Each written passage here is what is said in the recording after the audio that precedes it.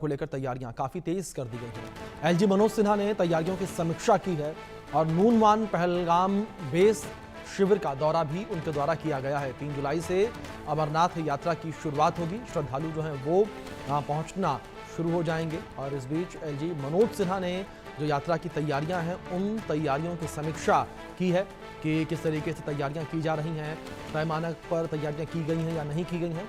इन तमाम चीज़ों को लेकर जो है एलजी मनोज सिन्हा के द्वारा समीक्षा बैठक की गई। तस्वीरें स्क्रीन पर हैं, आपके इन तस्वीरों में देख सकते हैं। समीक्षा बैठक के दौरान की तस्वीरें हैं। दूसरी ओर अमरनाथ यात्रा को लेकर भी सुरक्षा कड़ी कर दी गई है।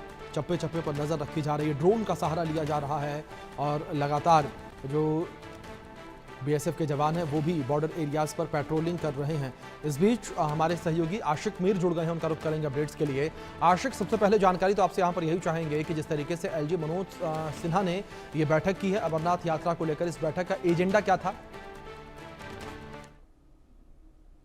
अभिषेक, लगातार रिव्यू मीटिंग्स जो है यहाँ पर ली जा रही है क्योंकि 3 जुलाई से शुरू होने वाली श्री अमरनाथ जी यात्रा के लिए तमाम तर तैयारियां जो है वो की गई है। खासतौर पर अगर हम सिक्योरिटी लिहाज से देखें तो सिक्योरिटी के काफी बंदोबस्त किए गए हैं। जम्मू से श्रीनगर या पहलगाम के जितने भी रूट्स है वहां पर एक्स्ट्रा सिक्योरिटी डिप्लॉयमेंट रखी गई है और साथ ही साथ सीआरपीएफ के 55,000 ऐसे जवान है जो इन रूट्स पर जो है तैनात रहेंगे। साथ ही साथ जम्मू कश्मीर पुलिस और आईटीबीपी के जवान भी जो है अमरनाथ यात्रा के लिए सिक्योरिटी के लिए रखे गए हैं। और आज जिस तरह से जम्मू कश्मीर के उपराज्यपाल मनोज सिन्हा की तरफ से एक मीटिंग ली गई, इस मीटिंग का मकसद ये था कि किस तरह से सेफ और सिक्योर माहौल में अमरनाथ यात्रियों का वेलकम करना है। और सबसे बड़ी बात यहां पर ये जो पहलगाम में आतंकी घटना घटी उसके बाद सिक्योरिटी रिव्यू मीटिंग जो है काफी ज्यादा ली गई और इन सिक्योरिटी रिव्यू मीटिंग्स का लेना सिर्फ यही था कि जो यात्री यहां पर पहुंचे उनकी सिक्योरिटी जो है वो सुनिश्चित की जाए। फिलहाल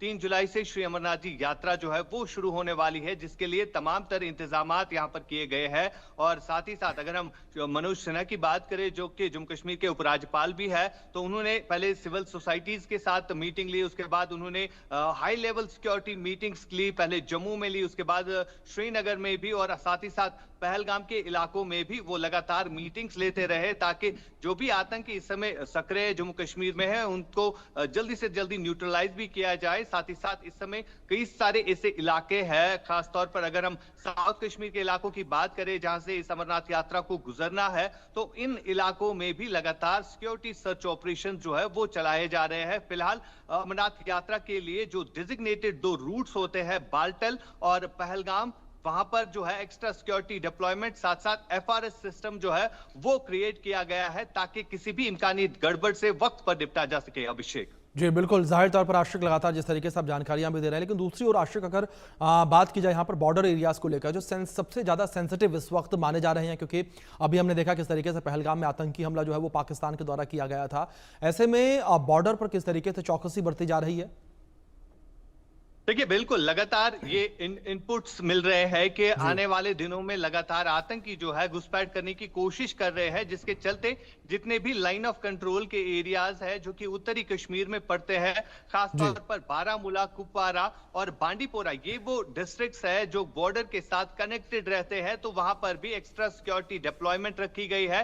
साथ ही साथ लगातार 24 घंटे सुरक्षा बलों के जवान जो है पहरेदारी कर रहे हैं, क्योंकि लगातार ये इनपुट भी मिल रहा है कि जैश और लश्कर के आतंकी जो है लगातार ये कोशिश करते हैं कब उनको मौका मिले वो घुसपैठ करने में सफल हो जाए। और साथ ही साथ उनको जो पीछे से बैकिंग करते हैं आईएसआई और पाकिस्तानी सेना जो है उनको कोशिश करती है जम्मू कश्मीर के इस साइड में धकेलने की, लेकिन इन तमाम तर कोशिशों को सुरक्षा बलों के जवान विफल बना रहे हैं। और फिलहाल बॉर्डर्स पर लगातार चौकसी जो है वो बढ़ा दी गई है। साथ ही साथ जितने भी नेशनल हाईवेज है वहां पर एडिशनल सिक्योरिटी ट्रूप्स जो है वो मंगाए गए हैं और कई सारे बंकर जो है इन हाईवेज पर रखे गए हैं ताकि यात्रा जो आने वाले दिनों में शुरू होने वाली है वो खुशगवार माहौल में जो है की जाए। बिल्कुल आशिक, फिलहाल बहुत शुक्रिया आपका जुड़ने के लिए और इन तमाम इंफॉर्मेशंस के लिए भी।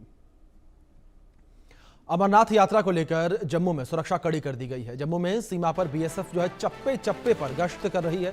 सीमा पार से घुसपैठ की आशंका लगातार बनी हुई है और सीमा पर बीएसएफ महिला कमांडो टीम की भी तैनाती की गई है।